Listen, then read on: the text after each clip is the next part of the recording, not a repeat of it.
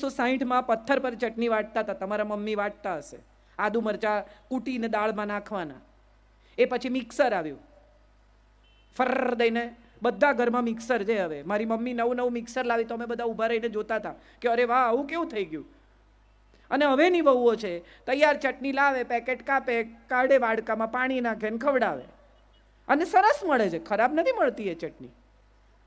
સવાલ એ છે કે ગઈકાલે તમે એક મોબાઈલ ખરીદ્યો, આઈફોન ખરીદ્યો, સેમસંગ ખરીદ્યો, નોકિયા ખરીદ્યો, 6 જ મહિનામાં એ ફોન કરતાં સારો બીજો ફોન બજારમાં આવે છે, હા કે ના? તો તમને શું લાગે છે, ભગવાને 1960માં જે મોડેલ બનાવ્યું અને 1990માં બનાવ્યું, એમાં કંઈ ફેરફાર જ નહીં કર્યો?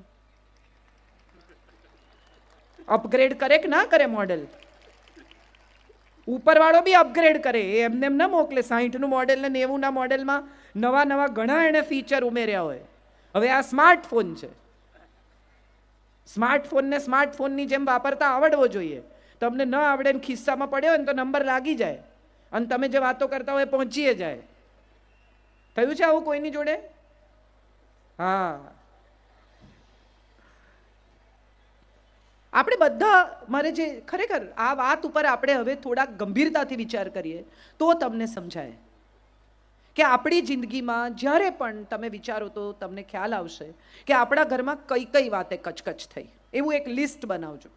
હું તમને હવે આના ઉપાય આપું ઝડપથી, કે એક લિસ્ટ બનાવજો કે તમારા ઘરમાં કઈ વાતે કચકચ થઈ. ચોખ્ખાઈની વાતે, હા, એ આમ કરે છે અને હું આમ કરું છું. મારો દીકરો છે, એને અમે એવું શીખવાડ્યું છે કે તારે ઘરમાં જમી લઈએ એટલે ટેબલ તારે સાફ કરવાનું. હવે એ એવું કરે કે 8 વાગ્યાના જમ્યા હોઈએ તો ટેબલ સાફ કરે નહીં, બેસી રહે ને ટીવી જુએ ને આમ ફરે ને તેમ ફરે ને. એને એમ છે કે મારી માં કરી નાખશે. જો હું નહીં કરું, મને તો એમ હતું કે ખાલી બહેનો જ બહુ અવાજ કરે,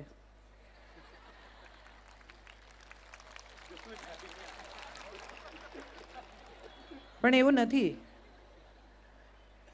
આપણને કેટલું બધા નથી કહેતા કચકચ કચકચ કરે, આપણો ટાઈમ આવે તો આપણે કહી દેવાનું, એમ થોડી છોડાય.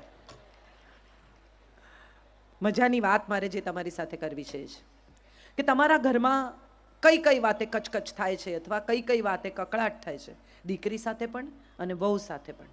એનું લિસ્ટ બનાવશો ને તો તમને સમજાશે કે તમે તમારા વિચારો બદલ્યા નથી ને એટલે કચકચ થાય છે.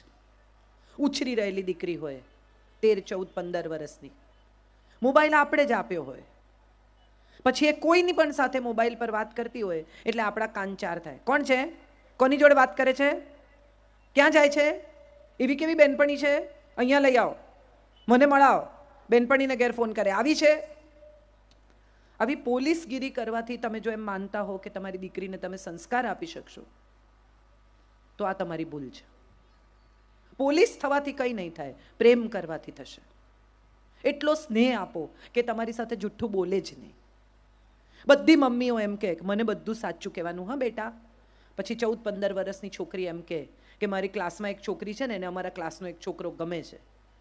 આ બિચારી સ્નેહથી તમને સાચું કહેવા ગઈ, એમાં મમ્મીના ડોળા ફરી ગયા, તને નથી ને કોઈ ગમતો. એ એના ક્લાસની વાત કરે છે, તમે એને ક્યાં, જે મગજમાં વિચાર છે પણ નહીં એ તમે નાખ્યો. આ એના મનમાં નથી, એ તો નિર્દોષ ભાવે તમારી સાથે કશુંક શેર કરે છે, તમને કશું કહે છે. પહેલાં તો ધીરજથી સાંભળો. બાપુ આપણી વચ્ચે છે. મારે ખરેખર આજે આ વાત અહીંયા એમની હાજરીમાં કહેવી છે કે જ્યારે અસ્મિતા પર્વ હોય છે કે ક્યાંય પણ, અત્યારે પણ કેટલા નિરાંતે શાંતિથી એક સારા શ્રોતા થઈને સાંભળે છે. પોતે પ્રખર વક્તા છે, બાપુને સાંભળવા આખી દુનિયા આવે છે અને છતાંય ધીરજથી સાંભળી શકે છે. મોટા ભાગની મમ્મીઓ, માતાઓ સાંભળી જ શકતી નથી. દીકરી કંઈક કહેવાનું શરૂ કરે એટલે તરત એને કહે તારું દફતર ઠેકાણે મૂકી દે, તારા કપડાં વાળીને મૂકી દે, હા પછી સાંભળું છું, પહેલાં આટલું કરી નાખ, પહેલાં આ કરી નાખ, પહેલાં આ ગોઠવી દે. એ એના ઉમળકાથી, એના ભાવથી એની મા સાથે પોતાના હૃદયની કોઈ વાત, પોતાની લાગણી વહેંચવા આવીશ. આખો દિવસ શું સ્કૂલની વાતો કરવાની, ચાલ તારું કામ કર, ભણવા બેસ.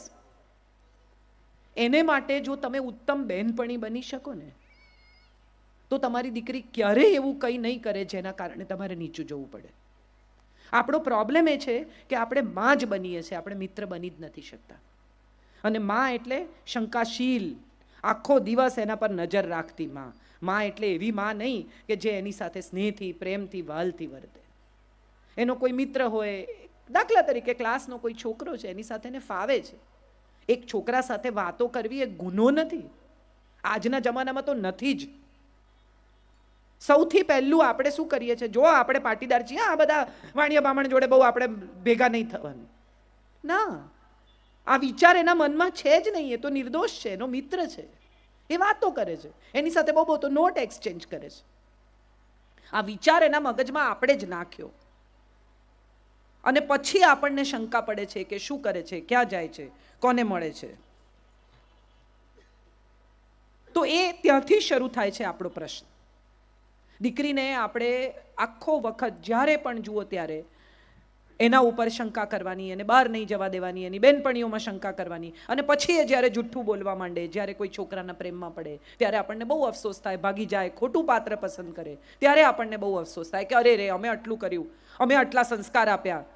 સંસ્કાર એટલે મંદિર લઈ જવી, દીવો કરાવવો, કથા સાંભળવા લઈ જવી, પંજાબી પહેરાવવું, આ સંસ્કાર નથી. આ તો બધી બાહ્ય ઉપચાર છે. સંસ્કાર તો ભીતરથી પ્રગટે છે.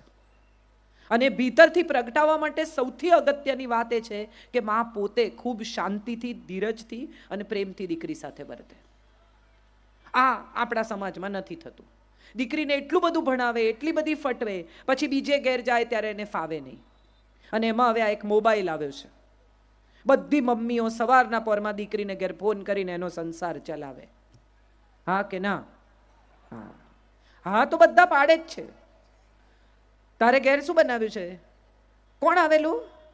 શું વ્યવહાર કર્યો? તે એને શું આપ્યું? એણે તમને શું આપ્યું? એણે આપણા લગ્નમાં ક્યાં કવર આપ્યું છે? એ એના ઘેર ગઈ છે, એના સાસરે ગઈ છે, એના પરિવાર સાથે સુખી થાય એવો પ્રયત્ન કરવાની માતા પિતાની ફરજ છે. એના સંસારમાં દખલ કરવાથી છૂટાછેડા થયા વગર નહીં રહે. અને પછી મમ્મી એમ કે છૂટાછેડા થયા, અમે તો બધું આપ્યું. વસ્તુ આપવાથી કોઈ ક્યારેય સુખી થતું નથી. વિચાર આપવાથી સુખી થાય છે. આપણે આ વિચાર નથી આપતા, વસ્તુઓથી એનું ઘર ભરી દઈએ છીએ. માટે કદાચ આ પ્રશ્ન થાય છે. પરણીને આવી જે વહુ, એની સાથે પણ આપણે એ જ વ્યવહાર કરીએ છીએ, કડક એકદમ. એને જરાય ઢીલી નહીં પડવા દેવાની, જરાય શાંતિથી. એને પોતાનું ઘર લાગે જ નહીં. સોફામાં બેઠી હોય અને જો બહારથી આવ્યા, કેમ પગ ઉપર લઈને બેઠી છે, કેમ આમ કરે છે, શાક નથી સમાર્યું, બેસી રહી છે, આમ નથી કર્યું.